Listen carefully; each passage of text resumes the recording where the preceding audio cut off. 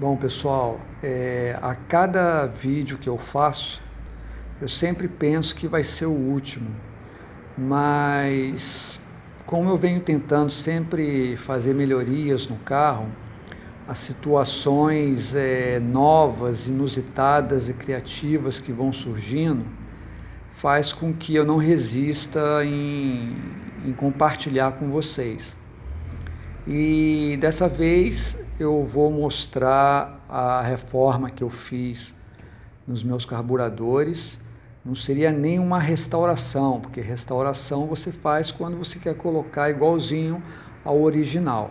Mas no meu caso eu fiz uma reforma que eu vou mostrar logo depois de fazer algumas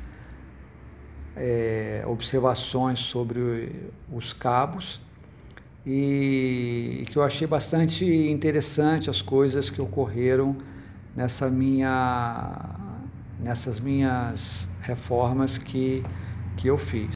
Bom, gente, eu fui trocar as velas e a garra que vai lá dentro do terminal que fixa nas velas quebrou. E aí eu tive que tirar e eu tentei substituir por um outro cachimbo, mas eu observei que os cachimbos que eu tinha e que eu consegui não eram exatamente igual, e medi a resistência dos cabos, estava dentro da faixa ainda, né? E por acaso eu fui medir só do terminal, estava dando a mesma resistência que no cabo inteiro. Eu achei estranho, porque cabo supressivo a gente entende que a resistência esteja nos cabos e não nos terminais. E aí eu fui investigar melhor, medi a resistência dos cabos, estava dando zero de todos eles, e só dos terminais estava dando a resistência de ponta a ponta. Daí eu concluí que a resistência, na verdade, dos cabos supressivos estão nos terminais. E o que é curioso, porque é um terminal simples, você nunca imagina que ela possa ter a resistência, porque os terminais resistivos que são definidos pelo próprio manual da Bosch, ela é toda elaborada, tem resistência, umas fiações dentro, um circuito dentro, né? E isso me inculcou. E aí eu, fazendo algumas pesquisas, eu pude apurar que todos os cabos ditos supressivos dos carros a ar, a resistência se encontram nos terminais. E isso, obviamente, provoca uma confusão de definição, né, entre como a Bosch e a NGK definem os cabos supressivos e a realidade, né? E, enfim, resolvi trocar o conjunto. Procurei no mercado uma marca boa, NGK, Bosch, nenhuma delas mais fabrica específico para variante. E aí eu optei pelo poderia ser mais compatível, que tem os cabos mais longos, que os cabos de injeção do Gol a ar, que tem os cabos mais longos. Mas dos 5 cabos da NGK, um deles não deu. Então eu tive que comprar 2 jogos para aproveitar um cabo do outro jogo, tá? E tudo isso para ter uma marca boa de um cabo no meu carro. Gente, eu vou mostrar para vocês aqui o que foi que eu apurei, para vocês tirarem as suas conclusões. Eu vou medir esse cabo aqui,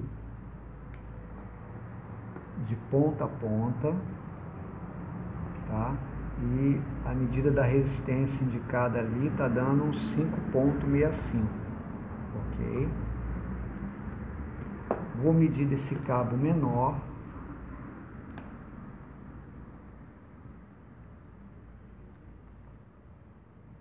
o valor que ela vai dar ali, está dando 5,98, ou seja, um cabo menor dando uma resistência maior do que a do cabo maior. E a gente sabe quando o cabo é supressivo, quanto maior o cabo, a resistência teria que ser maior. Outra medida que eu fiz, eu medi o cabo de ponta a ponta, sem os terminais, e a medida foi 0. Ou seja, tudo indica aqui que um cabo que deveria ser supressivo, com resistência nos cabos, está tendo a resistência nos terminais. E aí eu tive essa conclusão quando eu tirei um terminal para medir somente a resistência dela. Vamos ver quanto vai dar aqui.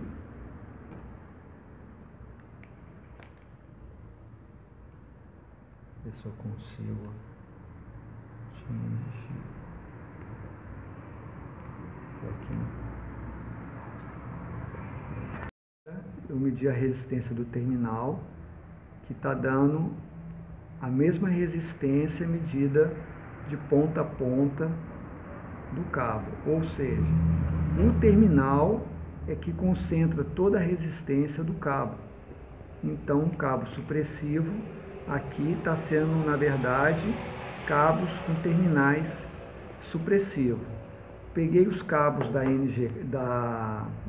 NGK que eu comprei, eu fiz o mesmo teste e deu a mesma coisa. Eu peguei o cabo que é da bobina, deu 0, e a medida do cabo de ponta a ponta deu as resistências dentro da faixa que é estipulado para o caso de cabos com terminais resistivos.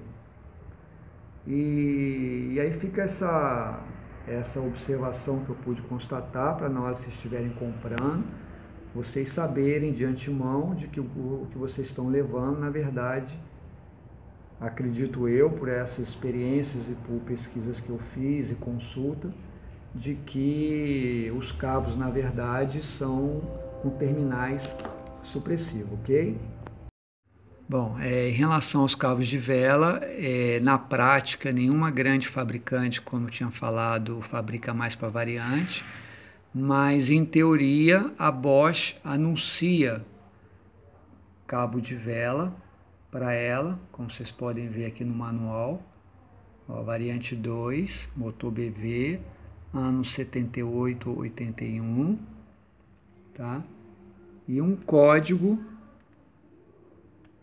para o cabo da variante 2, 042. Vou subir aqui, final 042, vocês vão ver que corresponde ao número do cabo que supostamente ela fabricaria. Só que eu apurei que esse mesmo código é também a dos cabos de vela do Fusca que ela fabrica. E os cabos de vela do Fusca são curtos, são cabos curtos. Ou seja, ela anuncia cabos para um veículo na qual não serve para ela. E apurando junto aos vendedores das lojas, eles confirmam de que esse código é para Fusca, Kombi, Brasília, e que para variante ela não serviria, mesmo que se vê anunciando muito na internet como se fosse para variante também, ok? Então essa é uma observação que eu queria deixar aqui, e quase que eu comprei. Se eu não tivesse apurado antes, eu ia jogar dinheiro fora ao adquirir elas pela internet. Uma outra melhoria que eu procurei fazer foi na bobina, que apurando também no manual da Bosch, o especificado é o K, sendo que a vida inteira o carro usou o E12 volts, assim como a grande maioria dos carros que eu conheço, refrigerado a ar da Volks, sempre usaram o E12 volts, né? E curiosamente, o especificado no manual da Bosch é o K, que é uma bobina mais forte, né? E como eu estou tomando assim decisões meio rastrelo e meio original, no caso dos cabos, vocês viram que eu fiz uma adaptação, colocando uma de injeção, e no caso da bobina eu decidi arriscar e botar o original dela para ver o que acontece. Ó. Aqui é o manual dela, variante 2, referente à bobina que ela especifica ó, AK, tá vendo? E é uma bobina que é indicada, segundo ela, também para Brasília, Fusca, carro manguia, Kombi, para passar esses carros antigos, né? Curiosamente, né? Porque é uma bobina muito mais forte, que em tese precisaria de cabos mais resistentes, por isso que eu optei pelo de injeção eletrônica, né? Para ver se aguenta mais o tranco e com isso permitir uma geração de faísca melhor. Eu espero que nesse caso ela esteja certa em relação à utilização dessa bobina para a variante. O código do cabo da vela apareceu errado, só estou mostrando aqui para vocês verem e confirmar, né, o código dela referente. Eu tinha mostrado de cima, né, o de baixo também é o que corresponde realmente ao da variante, ó. Tá, ok. Observe esse número que está na alça do avanço, 469. Não é o 662 não, o 469 que vale. Pois bem, este é um avanço de Fusca, Brasília e outros carros, qualquer um menos da variante, que é o que estava no meu. O distribuidor, que tem o final código 035 no meu, também é de um Fusca, de uma Brasília e de outros carros de um carburador só. Ou seja, uma outra constatação que eu fiz é que o distribuidor do meu carro era de um Fusca e não de uma variante. E para vocês verificarem no carro de vocês têm que verificar esse número do avanço, tá? E o código que está no distribuidor, tá? São as duas características que você tem que olhar no distribuidor para verificar se tem algo diferente em relação ao seu veículo. A do Fusca Brasília, o avanço é 469 e no corpo do distribuidor, se for uma Bosch original, ela vai ser 035, se for de um Fusca de uma Brasília, que é o que está no meu, ok? Sendo que o da variante, ela tem que ter um avanço de código 473, o código Bosch, e o final no corpo do distribuidor 047. Pois bem, distribuidor você não acha mais hoje original para poder comprar, ok? O avanço você ainda consegue, tá? Eu baixei aqui para vocês a fábrica que faz hoje e que é compatível, que é de uma marca boa, é a Perfitubo. Então, se vocês precisarem de algum avanço, vocês entram no site deles lá, tá? Eles têm uma tabelinha de avanço e vocês vão verificar aqui, ó, pra vocês terem uma ideia, ó, o código 473, que é o da variante, é o de Brasília, dupla carburação. E o 469, que é o de Brasília, simples carburação e Fusca. Vamos lá para a variante, lá embaixo, para vocês verem. Variante, aqui, ó. Variante 1, ó. 473. Ok? Foi dessa maneira que eu constatei que o avanço estava errado. Bom, qual a implicação disso? A implicação disso é que quando você tem um carro de um único carburador, o sinal de vácuo é maior. Então o avanço ele é mais duro, ele pode ser mais duro. Vocês olham aqui a alça dela, ela é bem dura de se movimentar, né? Então, como um carro de uma única carburação, ela possui um sinal de vácuo maior, porque é um sinal que vem dos 4 cilindros, ela consegue movimentar esse avanço dela, né? E por ser mais duro, você tem um avanço mais lento, né? Na lenta, na partida. Em contrapartida, o distribuidor, que é do Fusca, com final 0,35, ele tem um avanço mais rápido, né? Ele atinge um pico do avanço numa rotação menor. Então ele tem um avanço mais lento no início e um avanço mais rápido que ele atinge em alta rotação. O da variante é o contrário, ele precisa ter um avanço mais flexível, mais macio, porque o sinal de vácuo é captado de 2 cilindros apenas. Então, qual a consequência disso? Eu estava trabalhando praticamente com um distribuidor sem avanço de vácuo, porque o vácuo que ela oferecia não era suficiente para movimentar o avanço de vácuo. Então, como esse avanço a gente consegue encontrar no mercado ainda compatível, eu troquei o avanço, mantendo o do Fusca e o da Brasília com um avanço mais rápido. O resultado disso eu vou ver na prática se isso vai fazer com que o avanço final seja muito alto, né? E como consequência criar uma detonação aí, se eu vou precisar atrasar um pouquinho o ponto no início, isso tudo eu vou observar na prática, né? O próprio Tonella recomenda limitar o avanço final para não haver uma detonação aí. Quer dizer, eu fiz uma melhoria colocando no original o avanço a vácuo, mas mantendo o avanço de um Fusca, de uma Brasília que é maior, que atinge o pico numa rotação menor em relação à variante que prende mais o final dela, né? E eu espero que isso não crie problemas de desempenho no veículo.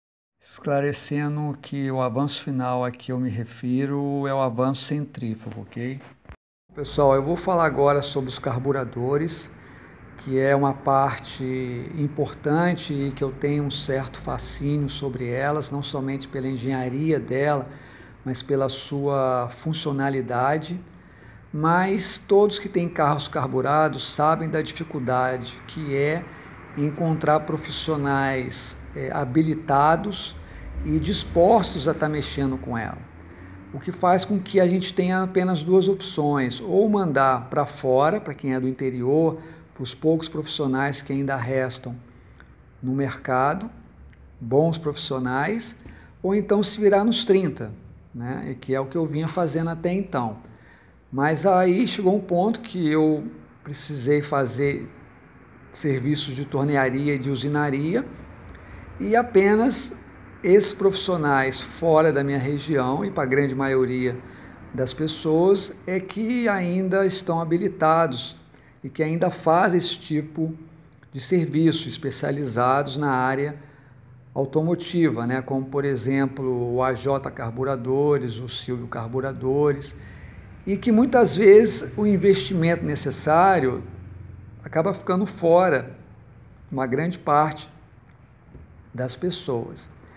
E aí, pensando bem, eu cheguei a uma solução que pode estar perto de suas casas e que para mim teve uma relação custo-benefício bastante interessante e que eu vou mostrar e dizer para vocês qual é.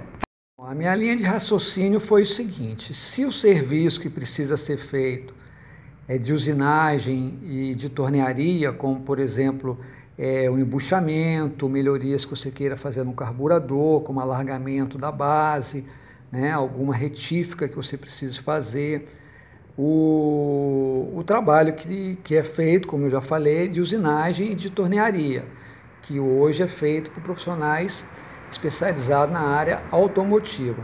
Mas se você é um curioso que acompanha os blogs dos feras, dos mestres dentro da comunidade, e acumulou ao longo do tempo um conhecimento técnico mínimo para entender um pouco das coisas, juntando com os equipamentos de um torneiro ou de um usineiro próximo à sua residência, que eu creio que a maioria das cidades devem ter, você pode ter um resultado bastante interessante, que foi o que eu fiz, né?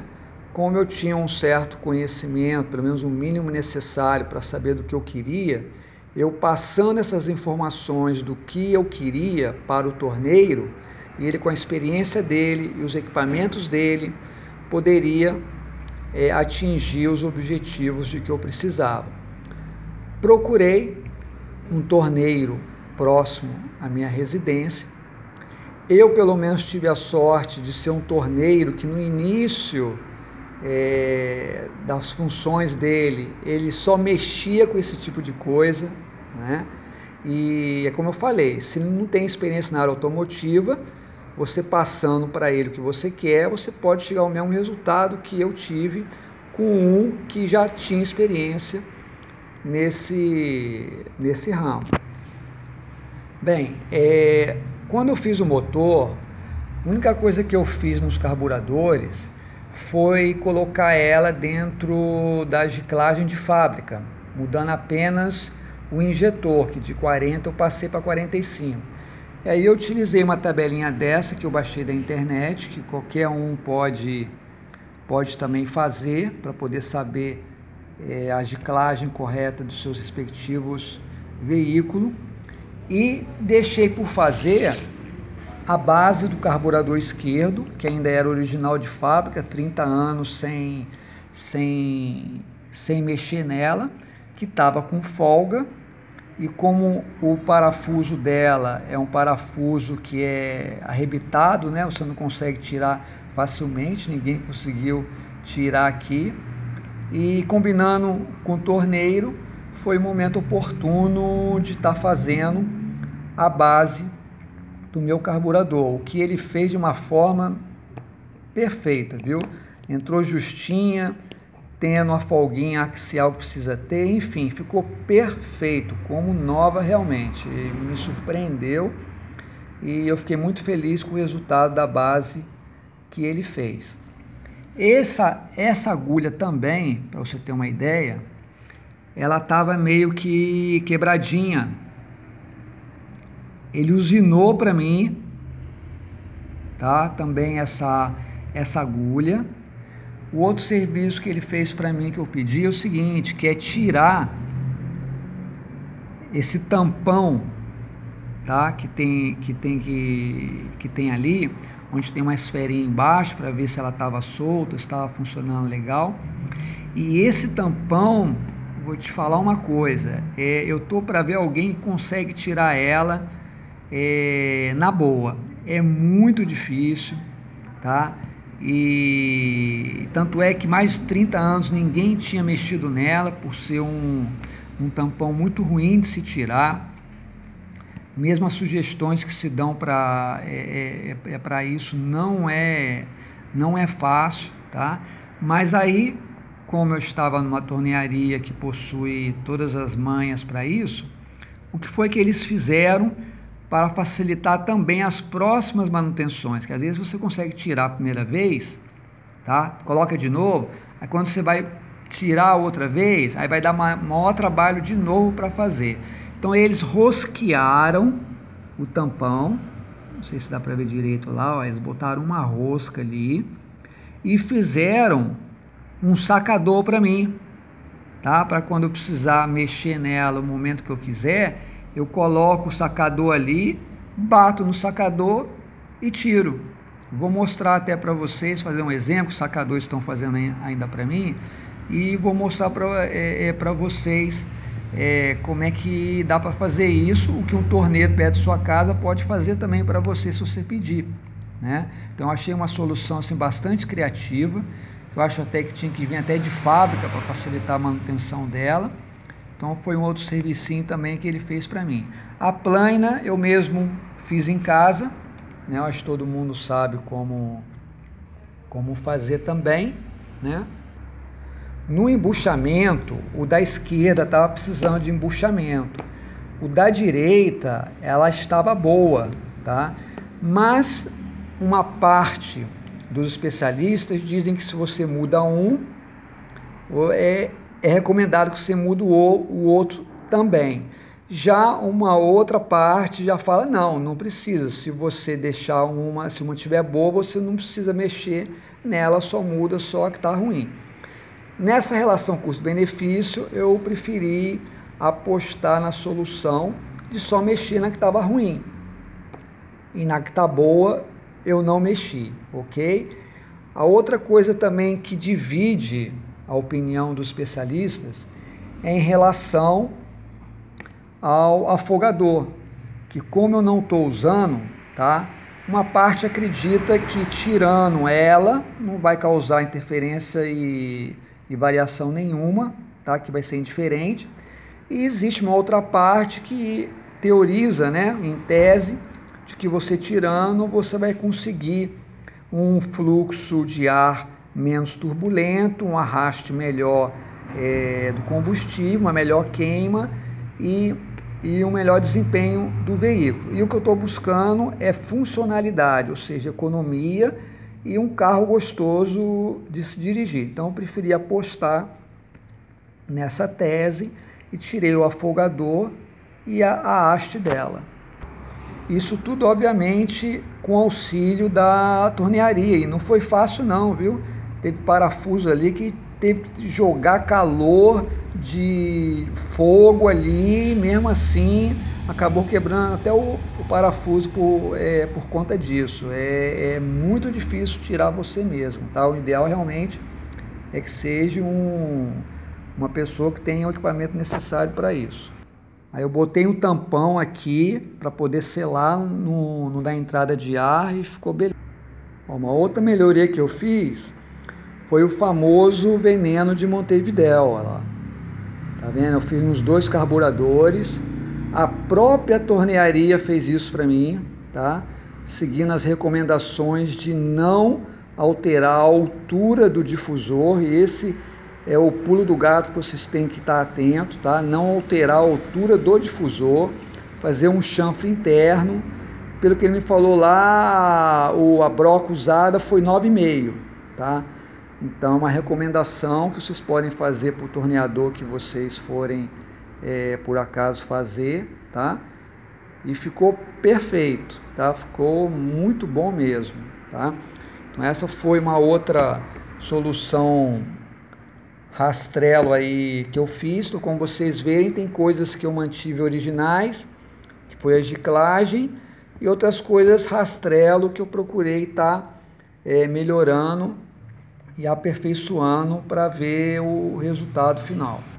Bom, a única coisa que nenhuma tornearia, seja ela especializada ou não, conseguiria fazer para mim era o enchimento, seria o enchimento da base dessa carcaça, que aí não tem jeito mesmo, tá? E como eu não tenho condição de adquirir uma outra agora, eu vou usar 2 juntas aqui, que é o que vinha sendo usado, tá? E não havia entrada de ar. Quando o carro funcionava, eu fazia teste, jogava água, jogava spray ali para ver se estava entrando, se estava dando entrada de ar. Não estava, mas não é uma solução ideal, né? Seria uma gambiarra que a princípio não vinha interferindo na sua funcionalidade. E a única coisa que vai ficar mais para frente um pouco, tá? Porque ela já está no limite de se aplainar ela e não tem jeito, é daqui pro lixo. E futuramente, eu até conversando com a J Carburadores, eu pretendo estar vendo isso com eles, mas mais para frente um pouco. Foi a única coisa que não deu para fazer mesmo, né? Então a solução provisória aqui vai ser colocar 2 juntas, que como eu já falei, não vinha dando problema, mas não é o ideal, né? Só conforme eu prometi para vocês, eu ia mostrar como a gente pode sacar aquele tampão ali de uma maneira mais fácil e prática. Como eu falei, o torneiro fez uma rosca nesse tampão aqui e fez um sacador para mim, ó. Tá vendo? A ponta dela é rosqueada igual no tampão. E eu vou mostrar para vocês aqui como que a gente pode sacar ela de uma maneira muito mais fácil e prática. Eu vou desligar aqui que eu não consigo manusear os dois ao mesmo tempo. Eu vou mostrar já com ela já no local já, ok? Bom, olha lá, eu já rosqueei o sacador, não sei se dá para ver, tá meio escuro. Agora com essa peça aqui eu vou bater aqui para poder tirar o tampão. Ó, pronto.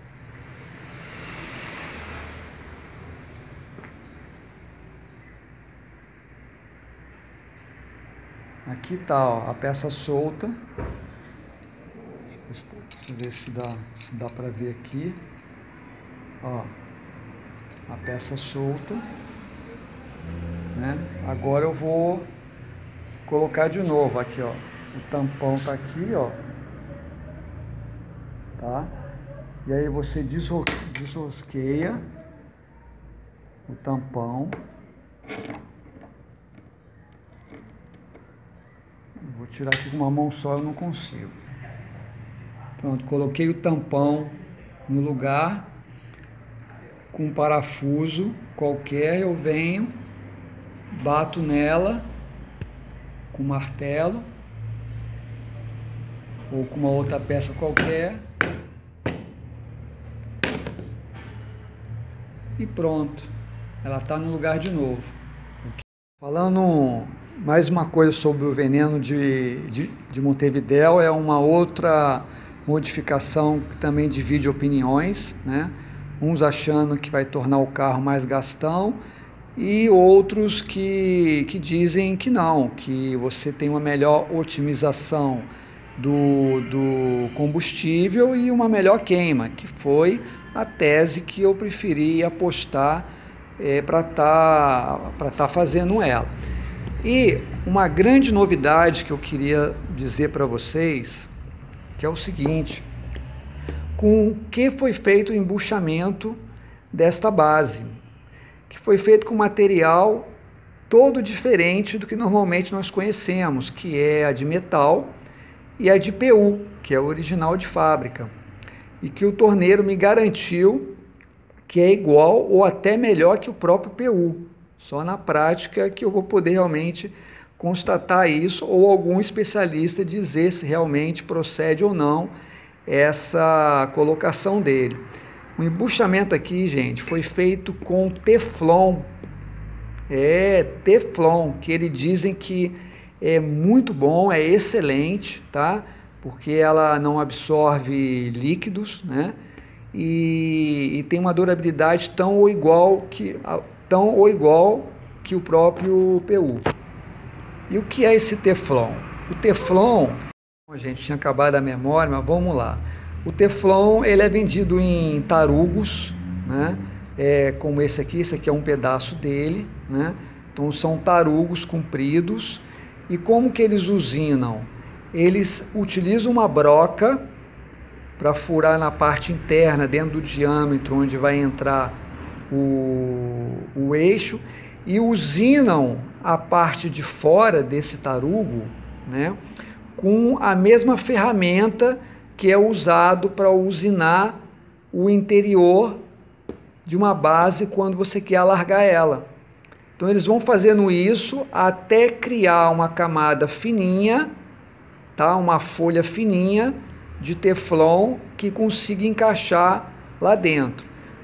Nós costumamos ver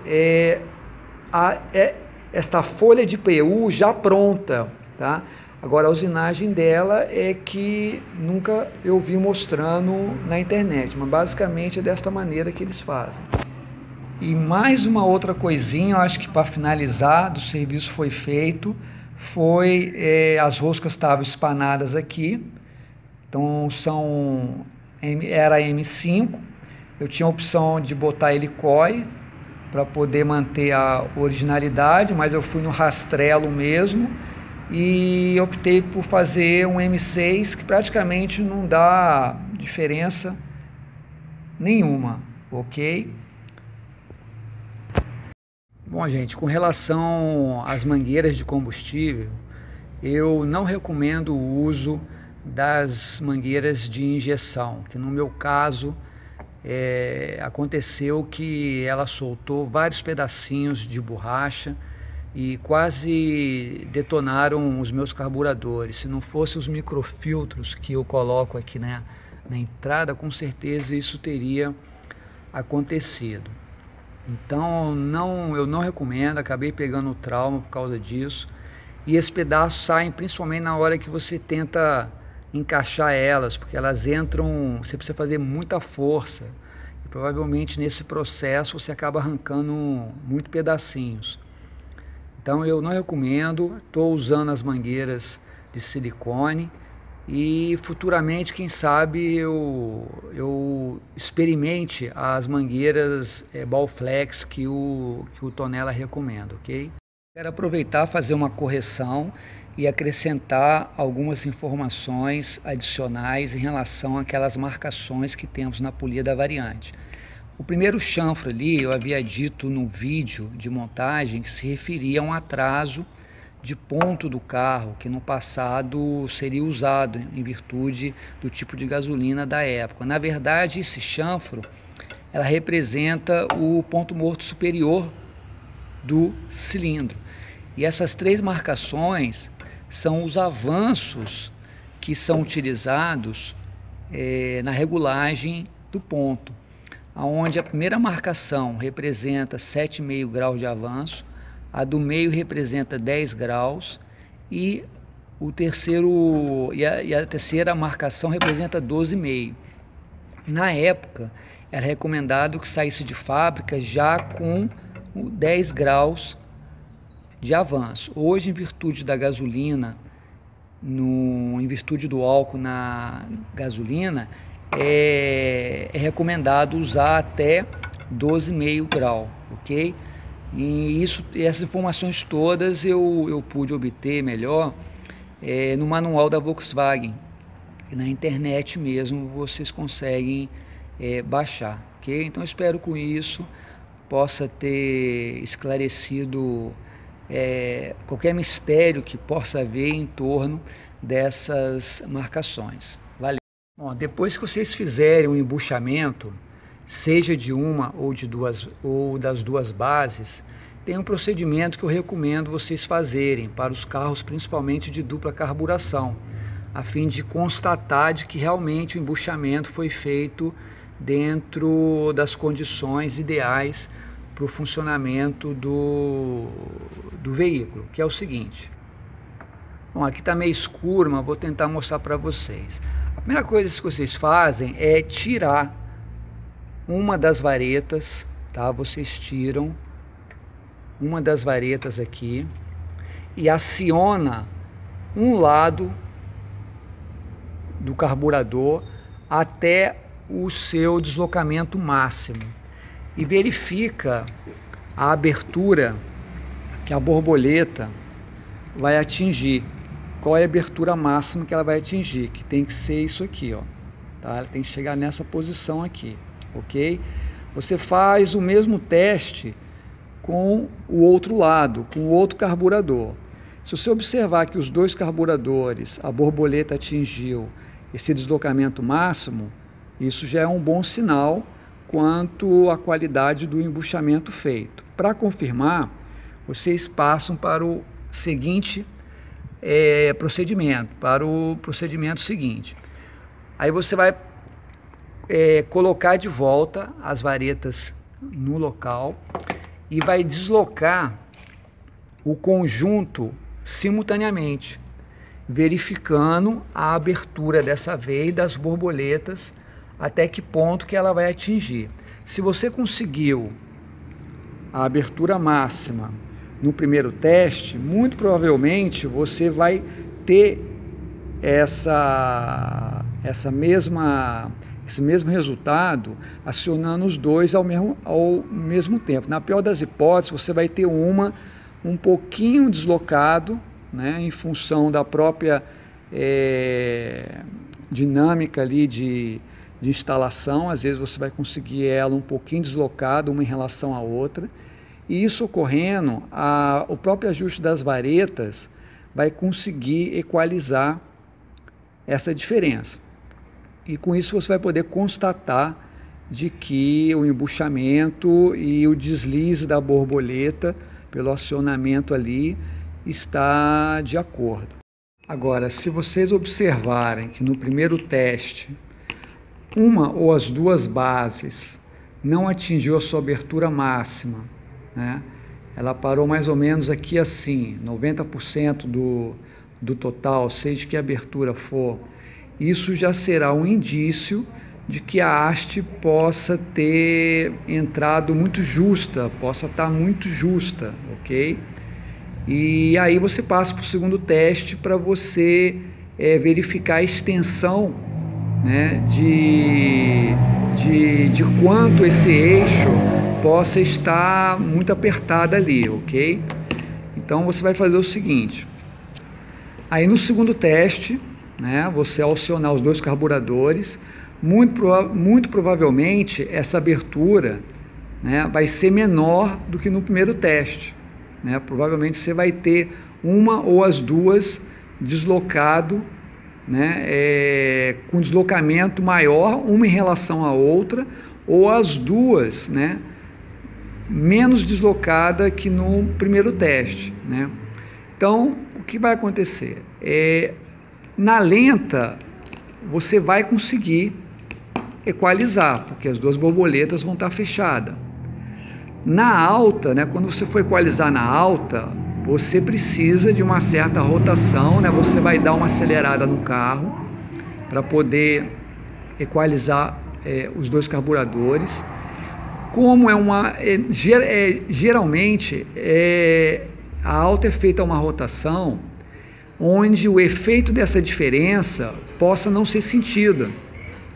Então você pode acabar conseguindo equalizar, né, mas sem sentir que possa estar havendo essa restrição, que você só vai perceber quando você tiver em uma rotação maior. Quando você vê que em uma rotação maior, a borboleta não vai conseguir ir além, né, de tantos por cento do valor máximo dela. Então, se você não fizer esse teste, você pode conseguir equalizar, mas essa equalização vai estar mascarando um problema que você não vai conseguir perceber, tá? Que essa percepção só vai ser possível quando você tiver em alta rotação, em uma rotação maior do que aquela usada para equalizar, e a consequência disso é que você pode ter um desempenho do carro aquém do que você gostaria, né? Além de outros problemas. Então, muitas vezes você pode estar com um problema aqui e em vez de ir pensando que o problema pode estar ocorrendo em outro lugar. Então, depois de feito o embuchamento, eu recomendo que vocês façam esse teste, que eu acho que é muito interessante, muito importante vocês fazerem, ok? E da importância também de estar fazendo esse teste, porque muitas vezes o profissional faz um embuchamento, fica muito bom, mas para uma base de um veículo onde só tem um carburador só, né? E no momento que você vai colocar essa base para trabalhar com o outro carburador, no caso de você fazer só uma base e não fazer a outra, essa possibilidade desse problema ocorrer, ela aumenta, né? Fazendo só em um ou só fazendo ou mesmo fazendo nas duas bases. Por isso que eu recomendo principalmente estar fazendo em carros de dupla carburação. Numa situação dessa, só você pedir para o profissional que fez para você dar um pequeno passe ali, né? Tirar um pouquinho de nada, né?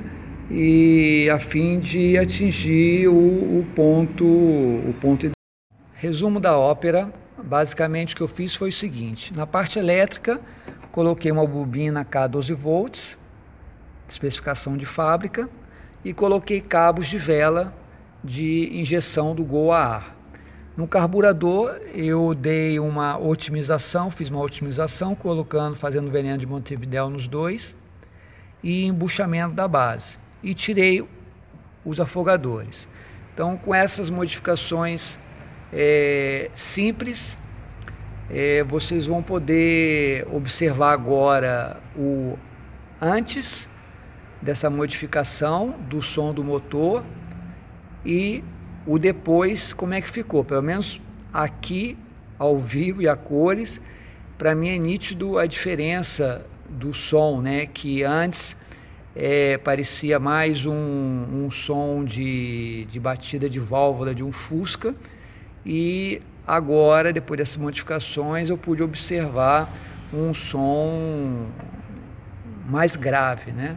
Inclusive no próprio, andando com o carro, na própria progressão da abertura da borboleta, eu observo um desempenho melhor também. Eu já ia me esquecendo o avanço também, né, que estava do Fusca, coloquei da variante.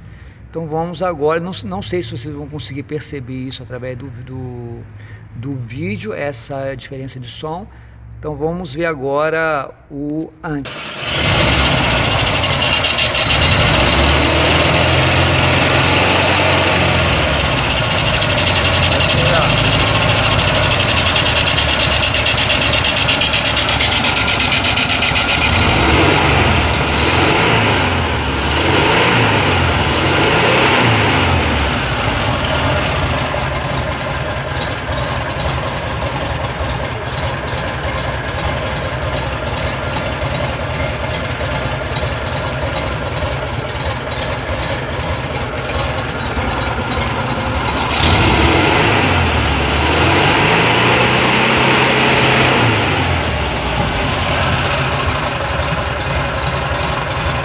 Agora o som do motor depois das modificações feitas.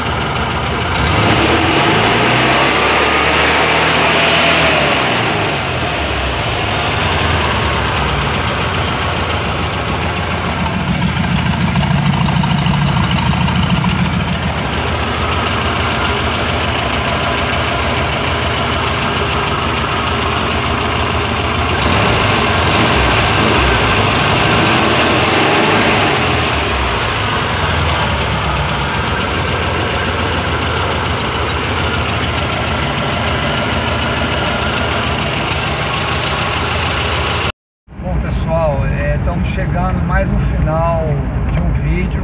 Pela primeira vez eu estou mostrando o test drive da amarelinha depois da reforma feita no sistema elétrico, no carburador. Eu tentei mostrar na última tomada o antes e depois dessa reforma. Eu sei que pelo vídeo não dá para perceber a diferença do som do motor antes e depois, como a gente percebe ao vivo, mas para mim foi nítido em perceber que antes dessa reforma o barulho do som estava mais agudo, mais com som de batida de válvula, de Fusca, e agora eu já percebo mais um som mais grave, mais característico de variante mesmo. Agora eu vou mostrar para você um pouquinho uma esticada na variante, como ela vai se comportar. Primeira vez que eu estou fazendo esse teste também, depois da reforma. E como vocês podem ver no painel, 70 km, pisando leve. Vou dar uma reduzida agora no quebra-mola aqui e mostrar para vocês a progressão ao longo das marchas, para ver como é que vai ficar. Então vamos ver agora. Segunda, tá? Ó, em terceira, o carro a 25 km, 30, andando suave, limpo, sem pipocar. Em terceira, ó, tranquilo. Agora eu vou esticar a terceira para ver até onde ela vai, até pedir a quarta. Ó, em terceira ela chega aí até 60 km quando ela pede a quarta, tá? dá para dar uma esticada na quarta para ver a velocidade que eu consigo nela. Vou dar uma pausa agora para depois voltar e mostrar para vocês. Ó, tô subindo o viaduto em terceira a 30 km. Em subida, terceira pegando leve, pisando leve.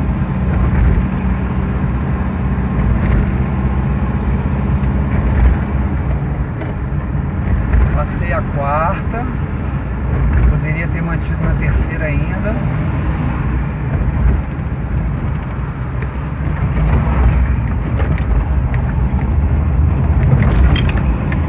Agora vou me preparar para dar esticada.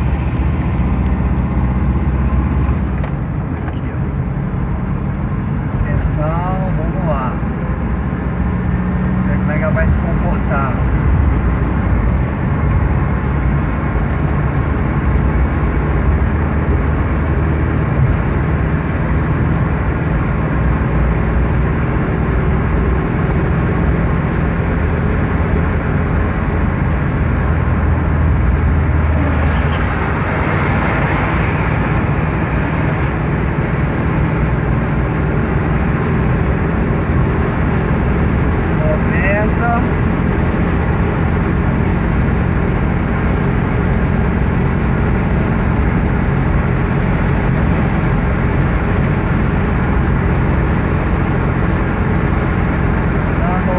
Podendo chegar a 100, mas vou ter que reduzir e acabou a estrada.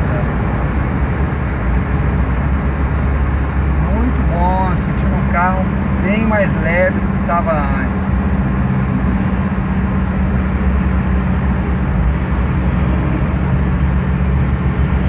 Vocês podem ver o som, quase barulho nenhum do motor atrás.